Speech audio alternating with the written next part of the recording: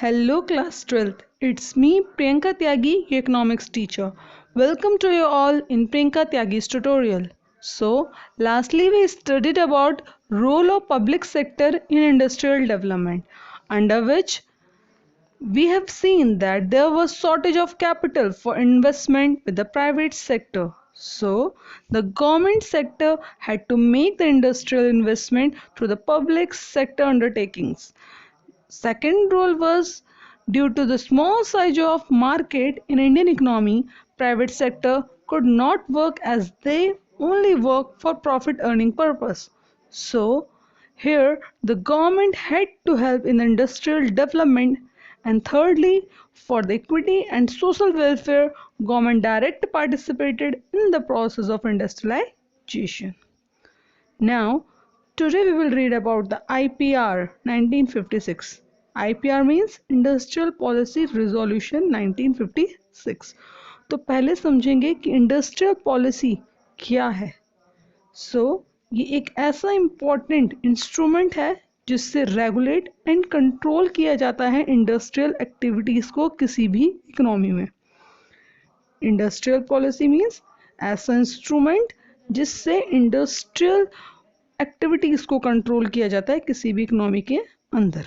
Industrial policy के objective क्या हैं, पहले अब हम वो देख लेते हैं.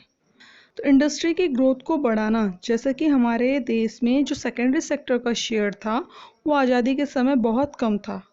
तो यहाँ इसीलिए इंडस्ट्रियलाइजेशन की पॉलिसी बनाई गई ताकि हमारे देश में ग्रोथ की जा सके इंडस्ट्री की और हमारे देश को डेवलप किया जा सके. पॉइंट हम देखेंगे डेवलपमेंट ऑफ हैवी इंडस्ट्रीज. तो हैवी इंडस्ट्रीज यानी कि वो इंडस्ट्रीज जो बड़े बड़े कैपिटल गुड्स बनाती हैं. बड़े बड़े कैपिटल गुड्स यानी कि जैसे आपका ट्रैक्टर हो गया, एयरक्राफ्ट्स हो गया या बड़ी मशीनरीज हो गया. तो जो इंडस्ट्री ऐसे गुड्स बनाती है तो उनको बोला जाता है हैवी इंडस्ट्रीज. उनका डेवलपमेंट करना भी गवर्नमेंट का ऑब्जेक्टिव था ताकि हमारे देश का डेवलपमेंट हो सके. तो नेक्स्ट ऑब्जेक्टिव हमारा यही था. उसके बाद हम दूसरा पॉइंट देखेंगे, to expand the public sector. तो पब्लिक सेक्टर को ज़्यादा से ज़्यादा एक्सपेंड करना, क्योंकि ये वेलफेयर के लिए काम करती है जिससे इक्विटी का जो गोल है इकोनॉमी का वो पूरा होता है. पॉइंट हम देखेंगे, to reduce the disparity in income and wealth.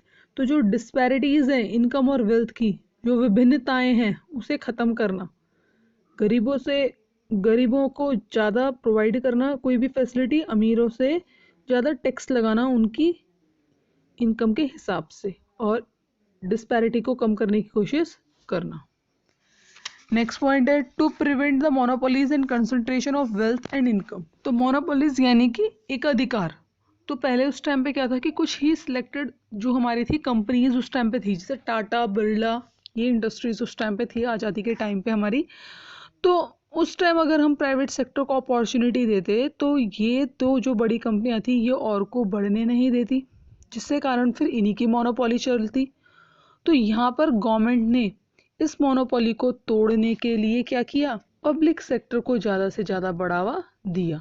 Next point में हम देखेंगे कि जो ये सेकंड इंडस्ट्रियल पॉलिसी रिजोल्यूशन है 30 अप्रैल 1956 को ये अडॉप्ट किया गया, जो कि पीसी महालनोबिस के मॉडल के नाम से भी जाना जाता है. तो ये सारे हमने ऑब्जेक्टिव्स देखे आपके इंडस्ट्रियल पॉलिसी रिजोल्यूशन को क्यों लाया गया था उसके. अब हम नेक्स्ट देख लेंगे एलिमेंट्स क्या हैं आपके आईपीआर के 1956 के, उसको देख लेते हैं. तो 3 मेन एलिमेंट्स हैं इंडस्ट्रियल पॉलिसी रिजोल्यूशन 1956 के. पहला इसमें 3 फोल्ड क्लासिफिकेशन ऑफ इंडस्ट्री. 3 भागों में इन्होंने इंडस्ट्रीज को बांटा. दूसरा है आपका इंडस्ट्रियल लाइसेंस. तीसरा है आपका इंडस्ट्रियल कंसिस्टेंट. तो सबसे पहले अब हम देख लेंगे elements of industrial policy resolution 1956. इसमें इंडस्ट्रीज की 3 कैटेगरी में डिवाइड कर दिया गया था, और शेड्यूल ए में वो इंडस्ट्रीज थी जो गवर्नमेंट के कंट्रोल में थी पूरी तरह से. इसमें 17 इंडस्ट्रीज हैं, जैसे कि ammunition, atomic energy, aircraft, heavy industries, etc.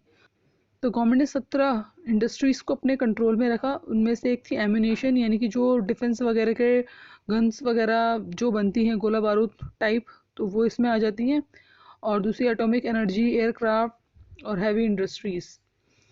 दूसरा इसमें शेड्यूल बी में 12 इंडस्ट्रीज आती हैं. इसमें जो प्राइवेट और गवर्नमेंट दोनों ही काम करते हैं। वैसे प्राइवेट एक तरह से कंप्लीट करता है इसमें गवर्नमेंट सेक्टर को, और इसमें जो 12 इंडस्ट्रीज आती है उसमें से कुछ इंडस्ट्रीज हैं fertiliser, machine tools, aluminium industry, ETC. अब शेड्यूल सी देखेंगे तो इसमें वो सारी इंडस्ट्रीज आती हैं जो अभी तक ऊपर नहीं आई हैं, यानी कि जो रिमेनिंग जो भी बची कुछ इंडस्ट्रीज हैं वो इसमें आ जाती हैं आपके शेड्यूल सी में। और ये प्राइवेट सेक्टर का होता है, टोटली प्राइवेट सेक्टर का ही ये काम होता है। और ये सभी इंडस्ट्रियल डेवलपमेंट रेगुलेशन एक्ट 1951 के कंट्रोल में रहती हैं। सो ये देखा हमने three fold classification of industry, जिसमें हमने देखा कि 3 शेड्यूल्स में गवर्नमेंट ने डिवाइड किया था उस टाइम इंडस्ट्रीज को, schedule A, B and C. Schedule A में आपकी 17 इंडस्ट्रीज थी जो गवर्नमेंट के कंट्रोल में थी टोटल। शेड्यूल बी में आपकी 12 इंडस्ट्री थी जिसमें गवर्नमेंट प्राइवेट दोनों के कंट्रोल में था। और शेड्यूल सी वाली जो इंडस्ट्रीज थी वो टोटल आपकी प्राइवेट इंडस्ट्री थी, पर फिर भी वो गवर्नमेंट के कंट्रोल में थी इंडस्ट्रियल डेवलपमेंट रेगुलेशन एक्ट के थ्रू। हम देखेंगे इंडस्ट्रियल लाइसेंसिंग। तो इंडस्ट्रियल लाइसेंसिंग यानी कि किसी भी तरह का लाइसेंस लेना, जो कि एक रिटन परमिशन होता है गवर्नमेंट की तरफ से दी जाती है किसी भी इंडस्ट्रियल यूनिट को कोई भी गुड्स मैन्युफैक्चर करने के लिए। तो पहले हमारे देश में ये था प्रॉब्लम कि हर चीज़ का प्रोडक्शन करने के लिए बहुत ज़्यादा लाइसेंस हमें लेना पड़ता था।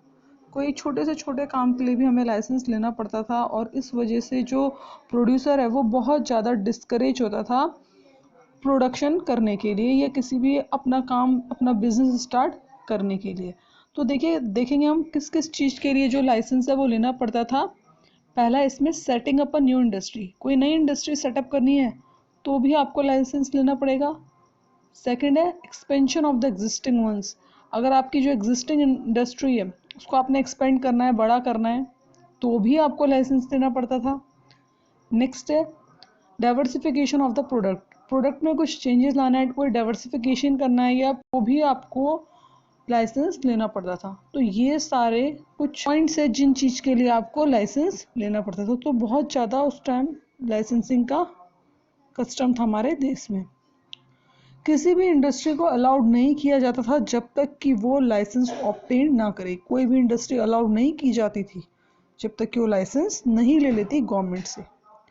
For promoting industrialisation in the backward region, और बैकवर्ड रीजन में इंडस्ट्रियलाइजेशन करने के लिए वहाँ पर लाइसेंस लेना बहुत ईजी था। इनके बैकवर्ड रीजन में अगर आप इंडस्ट्री सेटअप कर रहे हैं तो वहाँ पर आपको ईजिली लाइसेंस मिल जाएगा, क्योंकि वहाँ पर उस एरिया का डेवलपमेंट होता है, इसलिए गवर्नमेंट वहाँ ईजिली लाइसेंस को आपको प्रोवाइड करती है। Licence was needed even if existing industry want to expand or diversify production. ये तो पहले ही हमने कर लिया कि एग्जिस्टिंग इंडस्ट्री अगर एक्सपेंड करना चाह रही है, डाइवर्सिफाई करना चाह रही है अपने प्रोडक्शन को, तो भी उसे लाइसेंस की ज़रूरत पड़ती है। तो हमने देखा कि लाइसेंस की हमें क्यों क्यों ज़रूरत पड़ती है। अब नेक्स्ट पॉइंट हम देखेंगे इंडस्ट्रियल कंसेशन। आईपीआर का थर्ड पॉइंट है इंडस्ट्रियल कंसेशन। तो तीसरा एलिमेंट क्या रहा कंसेशन का, रहा आईपीआर में। तो private entrepreneur was given various concession, बहुत से कंसेशन प्राइवेट इंटरप्रेन्योर को दिए। कंसेशन यानी कि एक तरीके से छूट, रिबेट जिसे हम बोल सकते हैं। तो बहुत तरीके से छूट मिली आपके प्राइवेट एंटरप्रेन्योर को। तो किस किस चीज़ में मिली, टैक्सेस में उनको छूट मिली, और इलेक्ट्रिसिटी का लो टैरिफ, कम बिल लेके इलेक्ट्रिसिटी का, उसमें भी छूट मिली। और ये किया उस चीज़ के लिए जाता था कि अगर किसी भी इंडस्ट्री को आप बैकवर्ड रीजन में खोल रहे हो, बैकवर्ड एरिया में खोल रहे हो कंट्री के, तो वहाँ पर आपको लो इलेक्ट्रिसिटी टैरिफ लिया जाता था या फिर टैक्स बेनिफिट दिया जाता था। क्योंकि ये इसलिए किया जाता था ताकि लोग ज़्यादा से ज़्यादा बैकवर्ड एरिया में खोलें, और इससे क्या होगा, आपकी रीजनल इक्वालिटी आएगी। जो हमारा रूरल एरिया बैकवर्ड छूट रहा है तो उस एरिया का भी वहाँ पे डेवलपमेंट होगा और लोगों को एम्प्लॉयमेंट प्रोवाइड वहाँ होगा, और लोग इंडस्ट्रियल सेक्टर में भी काम करने लगेंगे। सो आज हमने यही सब देखा।